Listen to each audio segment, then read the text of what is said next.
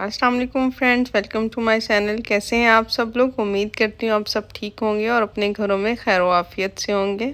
Friends, आज हम बनाने जा रहे हैं मटन स्टू, जिसके लिए मैंने लिया है 1 केजी के करीब मैंने मटन लिया। और मटन में मैंने कोशिश किया जो ज़्यादा गोल बोटी का पीस है ना, मैंने वो लिए हैं, बोन्स मैंने कम लिए हैं।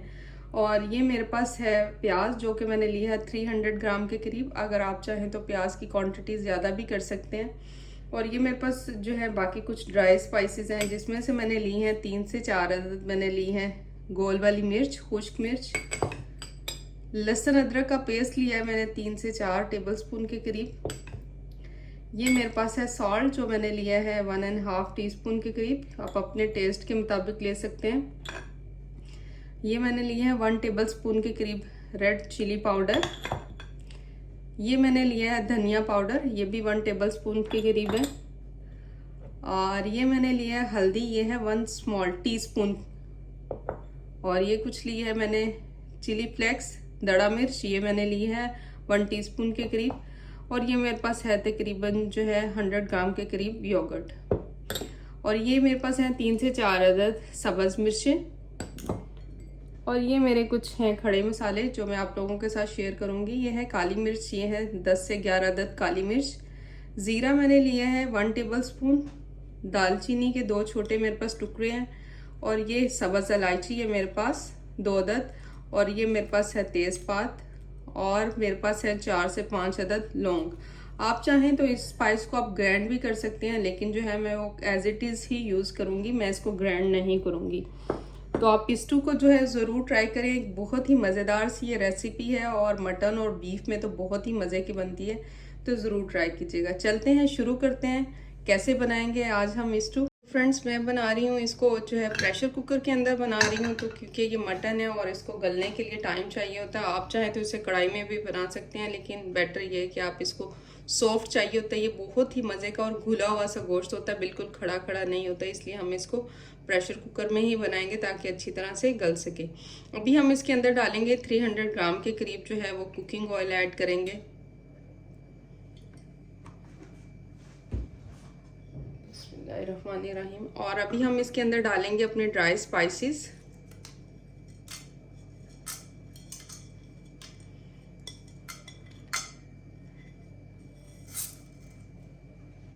ये देखें, जैसे ही हमारा गरम मसाला थोड़ा सा सोटा होगा, हम साथ ही इसके अंदर ऐड कर देंगे अपने प्याज जो है वो स्टू में जब भी डालते हैं तो कोशिश करें उनको फ्राई ज़्यादा ना करें, लेकिन मैं फिर भी ऑयल में डाल रही हूँ।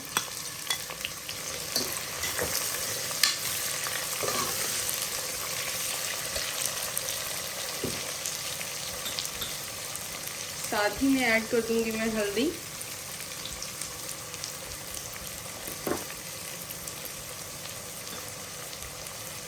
दड़ा मिर्च,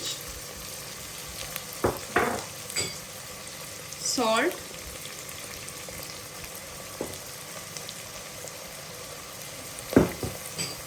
ये है मेरे पास लहसुन अदरक का पेस्ट,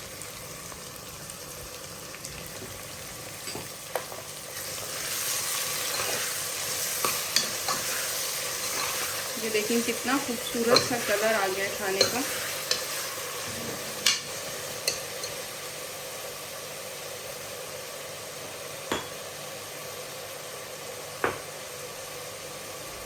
और यहीं पे हम ऐड कर देंगे अपना मटन, जो मैंने अच्छी तरह से वॉश कर लिया था।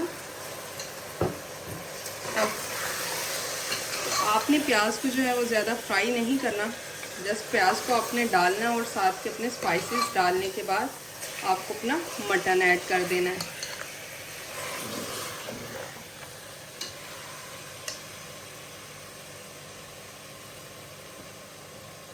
अभी हम इसमें डालेंगे अपना धनिया पाउडर,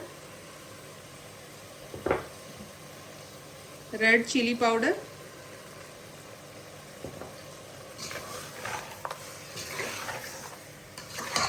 और इसको अच्छे से मिक्स अप कर लेंगे।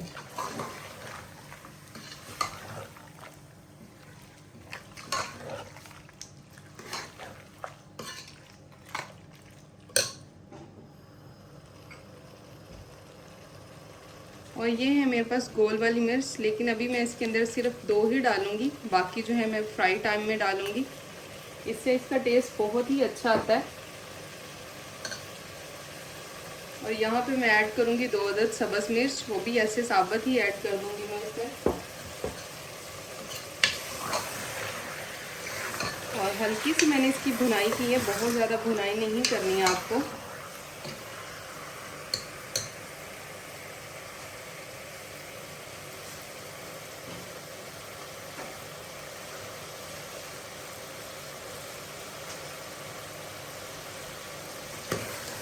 ये देखें, मटन का थोड़ी सी शेड आपको नज़र आ रही होगी कि ये रेड से थोड़ा सा वाइट शेड में आ गया। और अभी मैं इसके अंदर डालूँगी तकरीबन 1 कप के करीब पानी। 1 कप से थोड़ा कम नहीं है क्योंकि प्याज अपना पानी भी छोड़ेंगे, तो इसलिए हम जो है पानी की क्वांटिटी इसमें कम ही रखेंगे।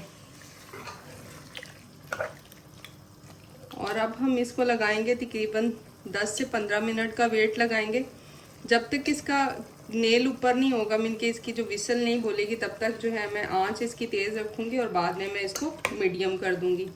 और आपने भी पानी की क्वांटिटी इतनी ही रखनी है क्योंकि इसमें पानी की ज़्यादा ज़रूरत है नहीं, हम भुनाई करने के बाद इसमें पानी ऐड करेंगे।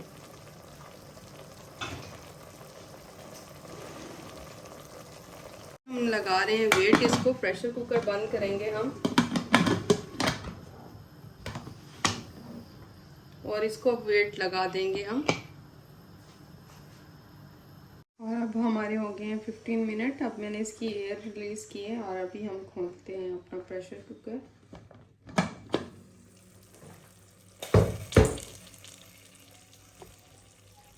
और ये देखें, ये है हमारे मटन की कंडीशन इस वक्त।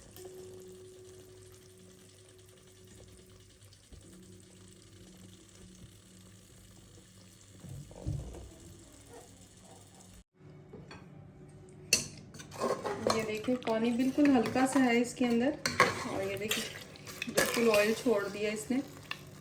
और मटन भी जो है मेरा ऑलमोस्ट गल चुका है। अब हम इसकी अच्छी सी भुनाई करेंगे।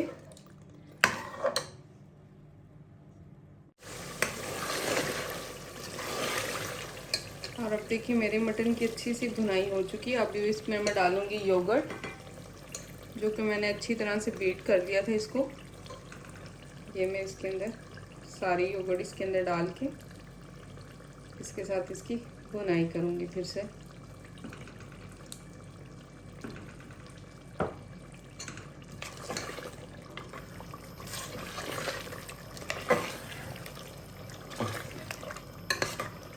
और ये बिल्कुल खुश्क नहीं होता, हल्का हल्का से इसके अंदर जो है वो ग्रेवी होती है इस स्टू के अंदर। और इसमें यही डिफरेंस है, आप चाहें तो इसमें टमाटर भी डाल सकते हैं, लेकिन टमाटर के साथ इसकी ग्रेवी इतनी अच्छी नहीं बनती।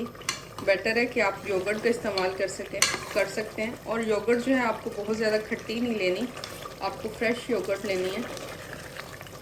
और अभी तकरीबन मैंने इसको 100 ग्राम के करीब जो है ना वो लेके योगर्ट मैंने इसके अंदर डाला था। और ये देखें कितनी अच्छी सी इसकी ग्रेवी बन गई है।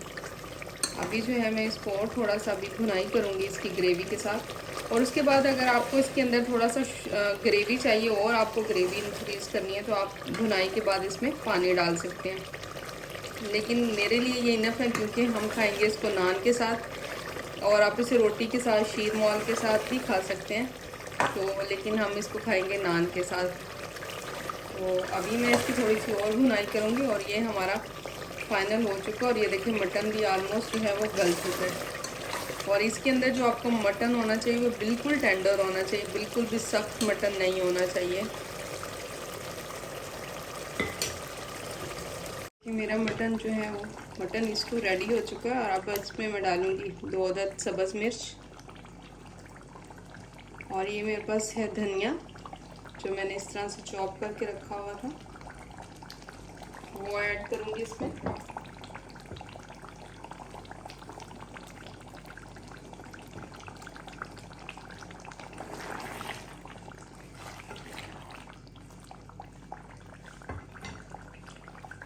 और ये 2 से 3 अदद मैंने कहा था कि मैं जो है रेड मिर्च रखूँगी, ये मैं इसके अंदर अभी डालूँगी। इसको मैं थोड़ी देर के लिए पकाऊंगी ताकि ये सब्ज़ मिर्च और ये जो रेड मिर्च और धनिया का अच्छा सा टेस्ट आ जाए। और फिर हम इसको करेंगे गार्निश। और ये देखें, ये हमारा मज़ेदार सा स्टू जो है वो रेडी हो चुका है। बहुत ही मज़े की खुशबू आ रही है। अब हम इसे डिश आउट करते हैं और आपको दिखाते हैं अपना आज का स्पेशल मटन स्टू।